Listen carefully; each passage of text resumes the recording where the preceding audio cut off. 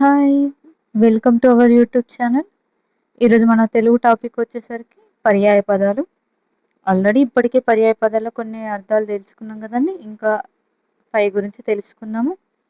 అందులో first one వచ్చేసరికి పొలము. ఏంటండి? పొలము.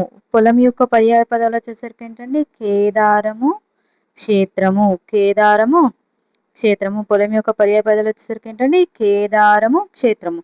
అక్కడ 2 అర్థాలు తెలుసుకుంటూ ఉంటూనే మనం ఈజీగా ఐడెంటిఫై చేయగలుగుతామండి. లేకపోతే కష్టమవుతుంది.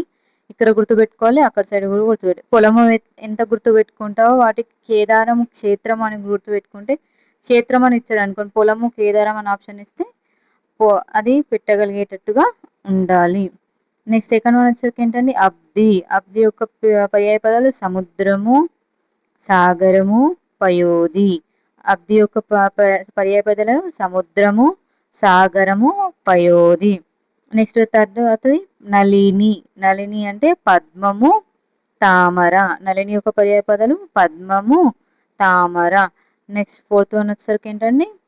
అద్వము. అద్వము అంటే దారి, మార్గము, త్రోవ, బాట. అద్వం యొక్క పర్యాయ పదాలు ఏంటండి? దారి, మార్గము, త్రోవ, బాట. ఒకటే విధంగా ఉన్నాయి. కానీ మెయిన్ అద్వము అనేది గుర్తుపెట్టుకుంటేనే అవన్నీ పెట్టగలుగుతాం. ఓకేనా? నెక్స్ట్ ఫిఫ్త్ వన్ వచ్చేసరికి కాలము.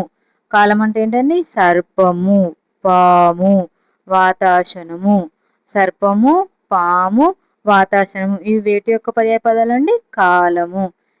కాలం లం. ఓకేనా? కాలము. ఈ కాలం కదండి, ఇంకో కాలము అలా వస్తుంది. ఓకేనా? ఇవి మన ఈరోజు యొక్క పర్యాయ పదాలు. ఓకేనా? Thank you.